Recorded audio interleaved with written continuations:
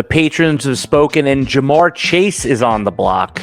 We have a 12-team Superflex PPR 175 tight end premium start 10. Jamar Chase for Drake London, Ladd McConkey, and a late 25 second, Scott. London's a piece that at least gets you to the table. Can I then go and turn Ladd McConkey and a second into a running back that makes me feel good enough where it's a locked-in hammer starter? Can I get Jonathan Taylor for Ladd McConkey in a second? Something like that, where I go, I just upgraded my lineup. I have 2 starters. It's a start 10, so the threshold's going to be pretty high. I would go the Jamar Chase side here only because I don't want to get 3 pieces back if I'm trading him. If this is a strong 2-for-1, I'm thinking about it. And Drake London is enough 60-70% of one side to get me to the table. But just Ladd McConkey in a second, going back. Heard my wide receiver saturation theory. Ladd McConkey is one of the ones that just fits right in the smack dab middle of it. So I'm taking Jamar Chase here.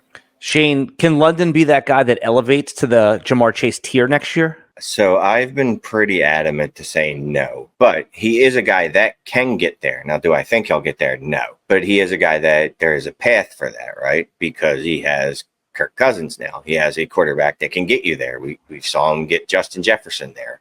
So obviously he has a path to get there. What's interesting about this, Scott noted, Ladd McConkey in a late second, can that get him John Taylor? So I might go back to this owner, this manager, and go, well, go do that legwork. Like, I don't want to do the legwork for you. What can you get with Ladd McConkey in that second and come back to me with?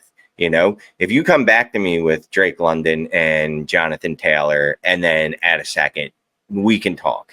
Drake London and Devin Achane, what else? You know what I mean? Something like that. Maybe then we can talk. This is one of those not problems. It's a good problem to have, right? First world problem. When you have a superstar player, sometimes people don't even know what to come to you with to get them off your roster, even when you're trying to trade them because you need to, because this might be one of those teams that's all you have is Jamar Chase, and you need to move him.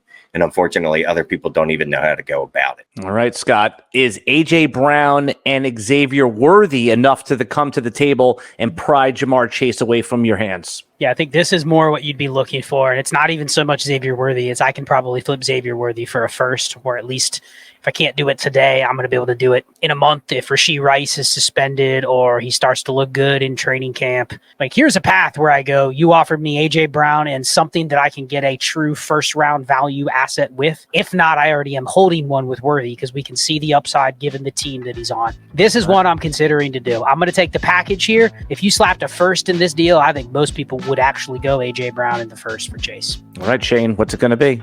Yeah, and that might be something that you investigate. I don't know why I'm using that word, but sure. You might even go, you know what? You hold on to Worthy. Let me get a 26 first, because people are dealing those nowadays. Maybe I can get the 26 first instead of Worthy just because it's more fungible. But if someone came to me with A.J. Brown and Worthy for Jamar Chase, I would do it, especially me personally, because I only have a few Jamar Chases, so I'm trying to move off of him and trying to increase my A.J. Brown, and this would be the perfect way to do that. Get me another A.J. Brown, and it gets me a piece, and it's a more than fair offer. So, yeah, I like this deal, Alan. So if you could send me this, that would work out fine. All right, let's stick with our stock format of the 12-team Superflex PPR 175 tight end premium start 10. Jamar Chase. Now, here's your liquid picks, Scott. 106. We're talking about this year's draft. 106, 111, and a late 25 first. 3 first-round picks. Can I take that 106 and the late first and move that up to get me the 103? Yeah. And then can I get a 25 first for the 111, and then it's Malik Neighbors and a 25 first for Jamar Chase, which I still wouldn't do. So I'm going to take the Jamar Chase side. This is almost like the first trade where it's 3 pieces. At least one of them is one I know is a late first. The other one you're telling me is a late first. And 106 is probably Roma Dunze or a quarterback. So I'm going to pass here. The other person will do the legwork and take that 111 in the late first and go get me a Chris Olave or a Drake London. Then again, I'll consider the deal, just like the one we went through a couple minutes ago.